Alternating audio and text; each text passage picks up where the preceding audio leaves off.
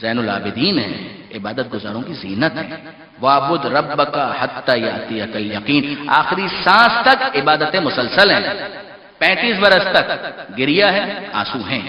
حسین کو یاد کیا ہے تاکہ حسین کا مشن یاد رہے، ظالموں کو ایکسپوز کیا ہے تاکہ مجرم کبھی اپنے آپ کو بری نہ سمجھے، اور پھر اس کے بعد عبادت کی شان ہے، سجدہ ہے تو کیسا ہے، رکوع ہے تو کیسا ہے، نماز ہے تو کیسی ہے، حج ہے تو کس شان کا ہے، اور پھر حقوق العباد کے بارے میں کہیں کوئی سستی نہیں ہے۔ جو میں نے عرض کیا تھا کہ اصل کام تو معاشرے کے اندر جو کرنے کا تھا، اس کے لیے یہ حکم دیا جا رہا تھا کہ تسبیح کرو، حمد پروردگار کرو، تاکہ دل میں کہیں تنگی نہ آنے پائے۔ کیا سید سجاد نے اپنے مشن کے اوپر کوئی کمپرومائز کیا؟ قطعاً نہیں، قطعاً کمپرومائز نہیں کیا۔ کیا سوشل ورک کے اندر کہیں کمی نظر آتی ہے؟ ہمیں کوئی کمی نظر نہیں آتی۔ عبادتیں بھی ہو رہی ہیں، اور راتوں کو اٹھ اٹھ کر روٹیوں کے تھیلے اپنی پشت پر لاد کر ان غریب محلوں میں پہنچتے ہیں کہ جہاں پر مسکین ہیں، بیوائیں ہیں، یتیم موجود ہیں۔ کیا یہ ایک دن سید سجاد نے کیا؟ میں یہ کہوں کہ میرا بیمار امام، اس کی پشت بہت زخمی ہو چکی تھی، تو 1 رات 2 رات 3 رات یہ کام کیا ہوگا؟ جواب جی نہیں، قطعاً نہیں۔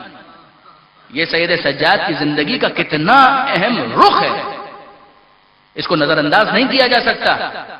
جہاں سجدہ گزاروں میں سید سجاد جیسا کوئی نہیں ہے، جہاں نماز پڑھنے والوں میں سید سجاد جیسا کوئی نہیں ہے، وہیں پر غریبوں کی خبرگیری کرنے میں، بیواؤں تک راشن پہنچانے میں، یتیم بچوں کے سر پر ہاتھ پھیرنے میں، اس میں بھی سید سجاد کا کوئی ثانی نہیں ہے۔ یہ آل محمد کا سلسلہ ہمیں کتنی ایک بیلنس تعلیم دیتا ہے۔ وہ کہتا ہے سجدہ گزاروں میں شامل ہونا، مگر خبردار مناسٹسزم کی طرف مت جانا، راہب مت بن جانا، غار میں نہیں جانا، گھر کو ترک نہیں کرنا ہے، دنیا میں رہنا ہے، دنیا کے بن کے نہیں رہنا ہے، اللہ کا بن کر دنیا میں رہنا ہے۔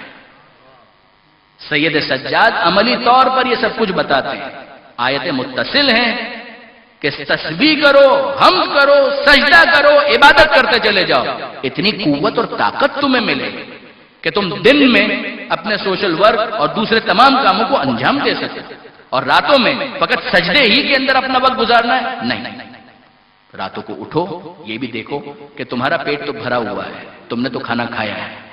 اسی محلے کے اندر، اسی شہر کے اندر ایسے افراد ہیں کہ جن کو کھانے کے لیے روٹی نہیں مل سکی ہے۔ اپنے بھرے پیٹ پر اطمینان کے ساتھ سو جانا یہ مومن ہونے کا انداز نہیں ہے۔ تلاش کرو، سید سجاد کی سیرت یہ ہے کہ کچھ وقت سجدے میں گزارو اور سید الساجدین بن جاؤ، مگر کچھ وقت ان لوگوں میں گزارو کہ جو محروم ہیں۔ وہ پروردگار عالم نے اپنا عیال اور اپنا کنبہ جن کو قرار دیا ہے کہ اگر تم کسی غریب کو روٹی پہنچاتے ہو تو یہ مت سمجھو کہ تم نے اس غریب کی مدد کی ہے، سمجھو کہ خدا کے خاندان کا ایک فرد تھا کہ جس کے پیٹ کے لیے تم نے روٹی فراہم کی ہے۔ عجیب ہے برادران عزیز جو تعبیرات آئی ہیں۔ میں نے بعض مجالس کے اندر یہ کہا بھی کہ حضرت موسیٰ علیہ السلام کا یہ مکالمہ خدا کے ساتھ، تو خدا نے کہا کہ اے موسیٰ اگر میں تمہارے گھر پر آؤں تو کیا دو گے؟ موسیٰ کانپ گئے کہ اے پروردگار تو میرے گھر پر آئے گا، کیا مطلب؟ وہی جسم و جسمانیت سے بری، امکان نہیں ہے۔ پروردگار نے کہا کہ ہاں موسیٰ، سمجھانا یہ چاہتا ہوں کہ اگر کوئی واقعی غریب تمہارے گھر پر آ جائے تو یہ مت سمجھنا کہ اس نے ہاتھ پھیلایا ہے، اگر کچھ اس کے ہاتھ پر رکھو گے تو یہ سمجھ لینا کہ گویا خدا کے ہاتھ پر رکھا ہے۔ چوتھے امام کے جملوں کے اندر ایک فرمان یہ بھی ہے، یہ امام حسن سے بھی منسوب ہے، چوتھے امام سے بھی منسوب ہے، کہ چوتھے امام جب کسی سائل کو کچھ دیا کرتے تھے، جب کسی سائل کو کچھ دیا کرتے تھے تو اس موقع پر اس کو چوما کرتے تھے کہ اب یہ اس ہاتھ سے سیدھا خدا کے ہاتھ میں جانے والا ہے۔ ائمہ کے بارے میں ملتا ہے کہ جب کسی نے یہ کہا کہ اتنا آپ دے دیتے ہیں، اتنا خرچ کر دیتے ہیں، تو معصوم کا جملہ یہ تھا کہ یہ کتنا اچھا آدمی ہے، میرے یہاں کے فانی مال کو وہاں کی باقی دنیا میں پہنچاتا ہے اور کوئی کمیشن بھی نہیں مانگتا ہے، مجھ سے کوئی معاوضہ بھی نہیں مانگتا۔ برادران عزیز کبھی یہ مت سمجھیے گا، میرے نوجوان دوست خاص طور پر کبھی یہ نہ سمجھیں کہ سید سجاد اگر عبادت کرتے تھے تو عزاداری پر کمپرومائز کرتے تھے، قطعاً نہیں۔ عزاداری کرتے تھے تو سجدے پر کمپرومائز کرتے تھے، قطعاً نہیں۔ عزاداری اور سجدے کرتے تھے تو سوشل ورک پر کمپرومائز کرتے تھے، قطعاً نہیں۔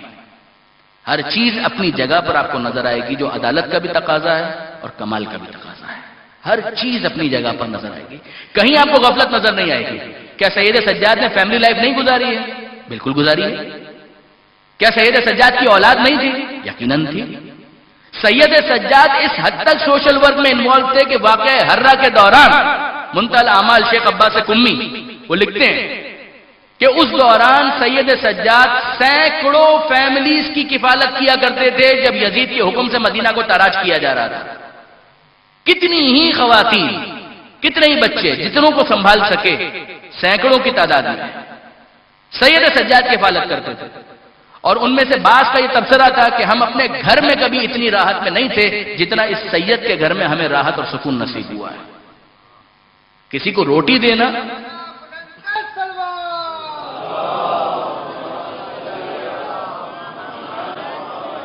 کسی کو روٹی دینا بہت اہم ہے، مگر یقین جانیے برادران عزیز کہ روٹی دینے سے زیادہ اس کی عزت اور احترام کا خیال رکھنا زیادہ اہم ہے۔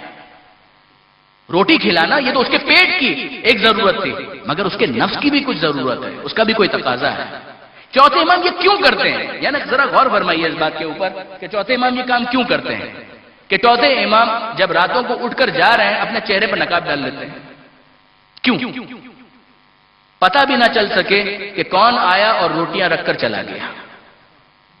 ان بچوں کو پتا ہے کہ وہ آنے والا ضرور آئے گا۔ کیفیت یہ ہوتی تھی کہ وہ اپنے گھروں سے باہر نکل کر ایک دوسرے کے چہرے کو دیکھتے تھے، اطمینان تھا کہ وہ آنے والا ضرور آئے گا۔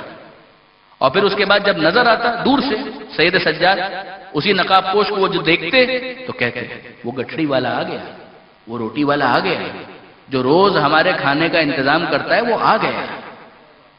آپ ذرا غور فرمائیے برادران عزیز، کیوں ہم چوتھے امام کی اس سیرت سے اتنا سبق بھی نہیں لے پاتے؟ ایک کام اگر کرنا ہے تو ٹرسٹ کا بورڈ فوراً لگے گا، کیوں؟ اس کو ذلیل کرنے کے لیے، جس غریب کو اس جگہ پر اکوموڈیٹ کیا ہے، کیوں یہ پیسے والے اپنی انانیت کی خاطر جب تک اس غریب کو پوری طرح سے ذلیل نہ کر لیں ان کے دل کو سکون کیوں نہیں ملتا؟ اگر اللہ کے لیے اس کام کو انجام دیا ہے، قربتاً اللہ اس کام کو انجام دیا ہے، تو کیوں اتنا اعلان کرنے کی ضرورت ہے؟ خاموشی سے اس کام کو انجام دو، پتہ بھی نہ چلے اور اس تک وہ چیز پہنچ جائے۔ میری توجہ ہے سورہ بقرہ کی اس آیت کی طرف، ان تبدوا الصدقات فنعم ہی، کہ جہاں پروردگار کہتا ہے کہ صدقہ اگر بتا کر دو، اعلان کر کے دو، اگر اس کا اظہار ہو اچھا ہے۔ ساتھ ہی ساتھ یہ بھی تو موجود ہے کہ ان تؤتوها الفقراء، اور اگر اس کو چھپا کر دو، ان تخفوها وتؤتوها الفقراء، اگر اس کو چھپا کر دو یہ بہتر ہے۔ یہ کیا ہوا؟ ہر چیز کا مقام اور محل ہے۔ آپ کبھی فنڈ ریزنگ کا ایک ڈنر کر رہے ہیں اور اس موقع پر کوئی شوق دلانے کے لیے اگر اعلان کیے کرے کہ 5 لاکھ روپے میری طرف سے، اور دوسرے کو بھی شوق ہو اور وہ کہا 6 لاکھ میری طرف سے، یہ بات سمجھ میں آتی ہے۔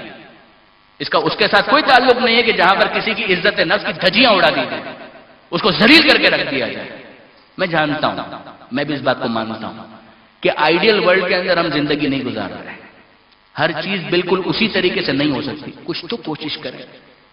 سید سجاد کی سیرت سے یہ پیغام تو کم سے کم ہم لیں کہ عبادت پر بھی کمپرومائز نہیں ہوگا، سوشل ورک پہ بھی کوئی کمپرومائز نہیں ہوگا، اور اس طرح سے کرنے کی کوشش کریں گے کہ سامنے والے کو روٹی بھی مل جائے اور اس کی عزت نفس بھی مجروح نہ ہونے پائے، کہیں اس کی سیلف ریسپیکٹ کو ڈسٹرب نہ کر دیا جائے۔ ہم کو بھکاریوں کی تعداد میں اضافہ نہیں کرنا ہے، ہمیں اپنے نفس کی قدر و منزلت سمجھنے والے، اپنے پیر پر کھڑے ہونے والے افراد کی ضرورت ہے۔